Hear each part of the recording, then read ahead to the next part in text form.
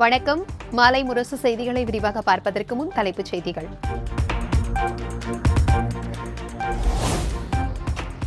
முன்னாள் அமைச்சர் செந்தில் பாலாஜி ஜாமீன் வழக்கில் தீர்ப்பு மீண்டும் ஒத்திவைப்பு. அமலாக்கத்துறை அதிகாரிகள் பதிலளிக்கவும் உச்சநீதிமன்றம் உத்தரவு.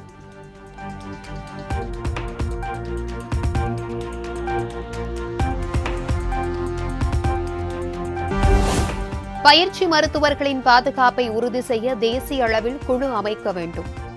மத்திய அரசுக்கு உச்சநீதிமன்றம் அதிரடி உத்தரவு.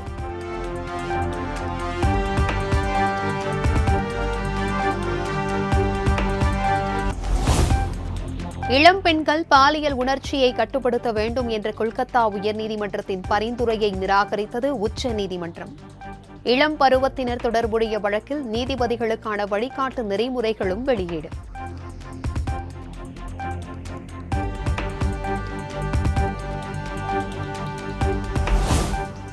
மத்திய அரசு பணிகளில் அதிகாரிகள் நேரடியாக நியமிக்கும் நடைமுறை ரத்து.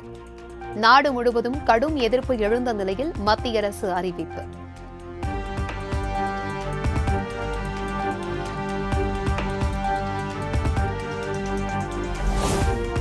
சமூக நீதியை நிலைநாட்ட இடஒதுக்கீடு அமல்படுத்தப்படுவதை உறுதி செய்ய வேண்டுமென முதலமைச்சர் மு.க.ஸ்டாலின் எக்ஸ் தளத்தில் பதிவு. நியாயமான சமமான பதவி உயர்வுகளை வழங்குவதை மத்திய அரசு உறுதி செய்ய வேண்டும் என வலியுறுத்தல்.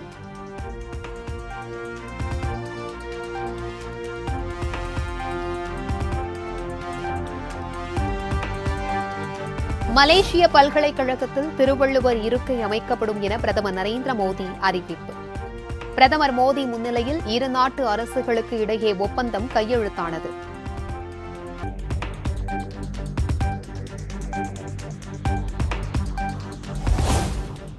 கோவை, கன்னியாகுமரி, நெல்லை, தென்காசி, தேனி உள்ளிட்ட 14 மாவட்டங்களில் இன்று கனமழை பெய்ய வாய்ப்பு.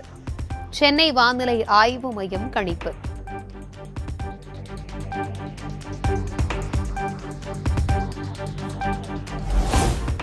முதலமைச்சரின் தனிப்பிரிவு செயலாளர்களாக 3 IAS அதிகாரிகள் நியமனம். IAS அதிகாரிகள் உமாநாத், சண்முகம், அனுஜாஜ் ஆகியோரை நியமித்து தமிழ்நாடு அரசு உத்தரவு.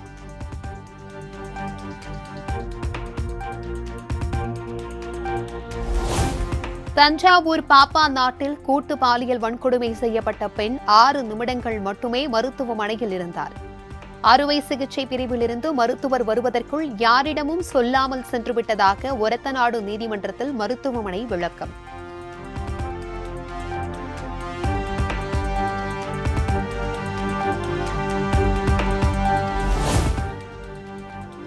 செந்தில் பாலாஜி வழக்கில் இதற்கு மேல் அவகாசம் வழங்க முடியாது என உச்சநீதிமன்றம் திட்டவட்டம். இன்றுதான் கடைசி நாள் என்று அமலாக்கத்துறைக்கு உச்சநீதிமன்ற நீதிபதிகள் கண்டிப்பு.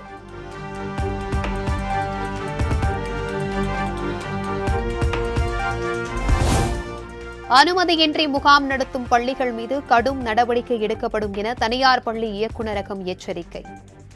எந்தவித முகாம் நடத்தினாலும் பெற்றோர் மாவட்ட கல்வி அலுவலரின் அனுமதியை பெற வேண்டும் எனவும் அறிவுறுத்தல்.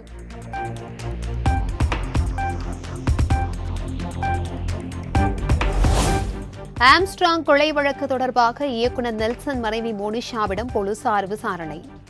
ரவுடி சம்போ செந்தில் கூட்டாளியான மொட்டை கிருஷ்ணனிடம் அடிக்கடி போனில் பேசியதால் காவல்துறையினர் சந்தேகம்.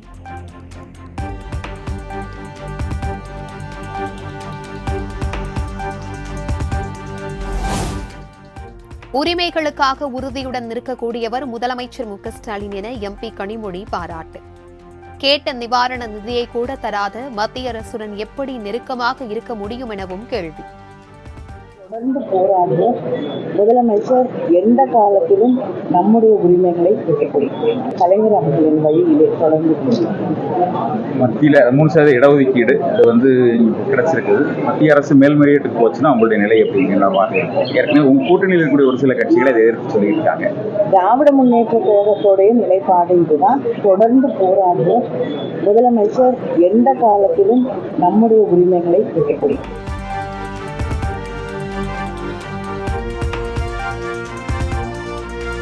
அமைச்சர் பெரியசாமிக்கு எதிரான வீட்டுமனை ஒதுக்கீடு முறைகேடு வழக்கு. குற்றச்சாட்டு பதிவிற்காக ஆகஸ்ட் மாதம் 27ஆம் தேதிக்கு ஒத்திவைத்தது சென்னை சிறப்பு நீதிமன்றம்.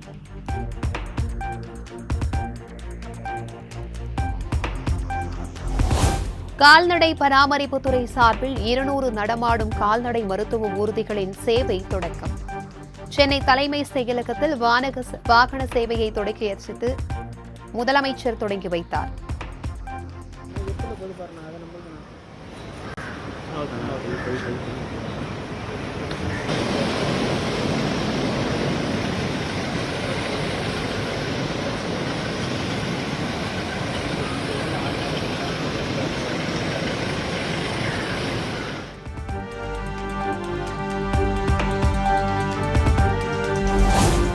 கருவூல கணக்கு துறையில் கணக்கர் பணியிடங்களுக்கு தேர்வான 537 பேருக்கு பணி நியமன ஆணை. சென்னை தலைமை செயலகத்தில் நியமன ஆணைகளை வழங்கி குழு புகைப்படம் எடுத்துக் கொண்டார் முதலமைச்சர்.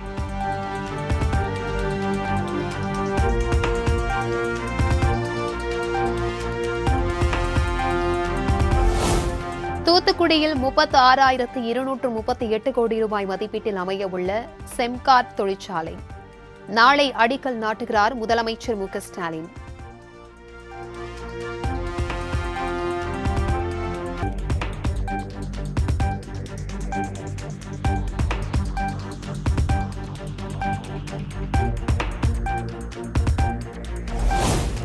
கமல்ஹாசன் தலைமையில் வரும் 23ஆம் தேதி மக்கள் நீதி மய்யம் கட்சியின் நிர்வாக குழு மற்றும் செயற்குழு கூட்டம். கூட்டத்தில் அனைத்து நிர்வாக குழு மற்றும் செயற்குழு உறுப்பினர்களும் தவறாது கலந்து கொள்ளும்படி அறிவுறுத்தல்.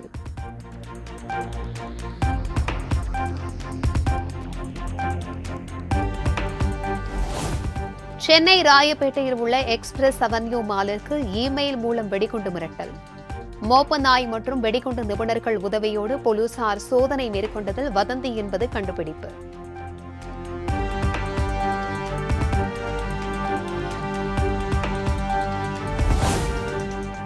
ஜோத்பூரில் இருந்து சென்னைக்கு ரயிலில் கொண்டுவரப்பட்ட 1600 கிலோ ஆட்டிறைச்சி பறிமுதல். பரிசோதனையில் காலாவதியான இறைச்சி என்பது உறுதியானதை தொடர்ந்து உணவு பாதுகாப்புத்துறை அதிகாரிகள் நடவடிக்கை.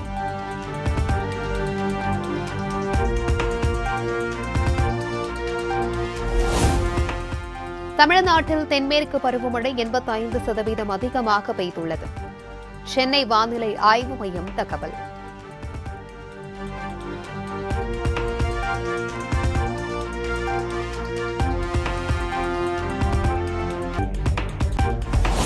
ஆன்லைனில் சேவை வழங்குவதாக விளம்பரம் வெளியிடும் வழக்கறிஞர்கள் மீது நடவடிக்கை எடுக்கப்படும். இணையதள விளம்பரம் குறித்த வழக்கில் சென்னை உயர்நீதிமன்றத்தில் இந்திய பார் கவுன்சில் விளக்கம்.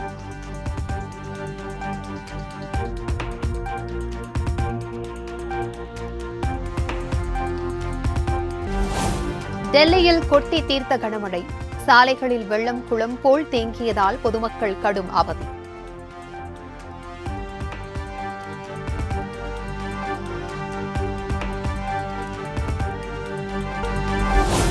சட்டமன்ற தேர்தல் நடைபெறவுள்ள நிலையில் மக்களவை எதிர்க்கட்சித் தலைவர் ராகுல் காந்தி நாளை ஜம்மு காஷ்மீர் பயணம். தொகுதி பங்கீடு குறித்து கூட்டணி கட்சி தலைவர்களுடன் ஆலோசனை நடத்தவுள்ளதாக தகவல்.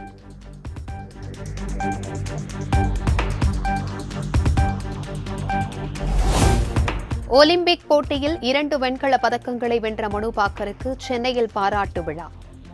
மேடையில் பள்ளி மாணவிகளுடன் நடனமாடி உற்சாகம்.